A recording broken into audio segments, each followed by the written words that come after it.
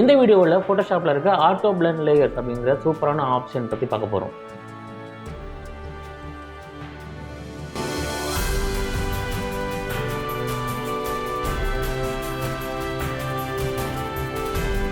வணக்கம், welcome to Varaikalai. நான் சுகுமார் சுவாமிநாதன். இந்த ஃப்ளவரை நான் லேசோ டூல் வச்சு ரஃபாக ஒரு செலெக்ஷன் கொடுத்து காப்பி பண்ண போகிறேன்.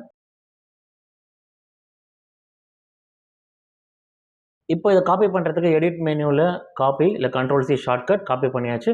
இப்போ நான் இன்னொரு ஃப்ளவர் இமேஜ் எடுத்து வச்சுருக்கேன். இங்கே எடிட் மெனுவில் அகைன் பேஸ்ட் ஆர் Ctrl+V கொடுத்து இதை பேஸ்ட் பண்ணுறோம். இதை ரீசைஸ் அண்ட் பொசிஷன் பண்ணுறதுக்கு Ctrl+T ட்ரான்ஸ்ஃபார்ம். நான் இதை ரீசைஸ் பண்ணி இந்த இடத்துல வைக்கிறேன். ஸோ இந்த ஃப்ளவரோடைய பேக்ரவுண்ட் டிஃப்ரெண்ட்டாக இருக்கிறதுனால இது ஆப்வியஸாக நமக்கு தெரியுது. இது நம்ம பல்வேறு மெத்தடில் எடிட் பண்ண முடியும். நம்ம இந்த பேக்ரவுண்ட் ரிமூவ் பண்ணலாம். பட் சிம்பிளாக ஃபோட்டோஷாப்பில் ஒரு ஆப்ஷன் கொடுத்துருக்காங்க.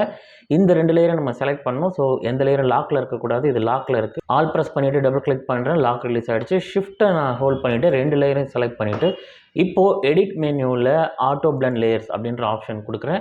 இதில் ஸ்டாக் இமேஜஸ் அப்படின்றத செலக்ட் பண்ணிவிட்டு ஓகே கொடுத்தோன்னா இப்போ பார்த்தீங்கன்னா நமக்கு சிங்கிள் கிளிக்கில் 2 லேயரும் ரொம்ப அழகாக ஃபோட்டோஷாப்பே பிளெண்ட் பண்ணி கொடுத்துருக்கு. இன்னொரு எக்ஸாம்பிள் பார்ப்போம்.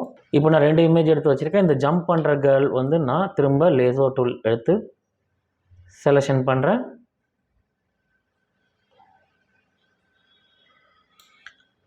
Ctrl+C கொடுத்து காப்பி பண்ணிக்கிறேன். இந்த இடத்துல Ctrl+V கொடுத்து நான் பேஸ்ட் பண்ணிக்கிறேன். ஸோ இங்கே நான் பொசிஷன் பண்ணியிருக்கேன். இப்போது அகைன் லாக்கை ரிலீஸ் பண்ணிவிட்டு 2த்தையும் ஷிஃப்ட் அழுத்தி செலக்ட் பண்ணிக்கிறேன்.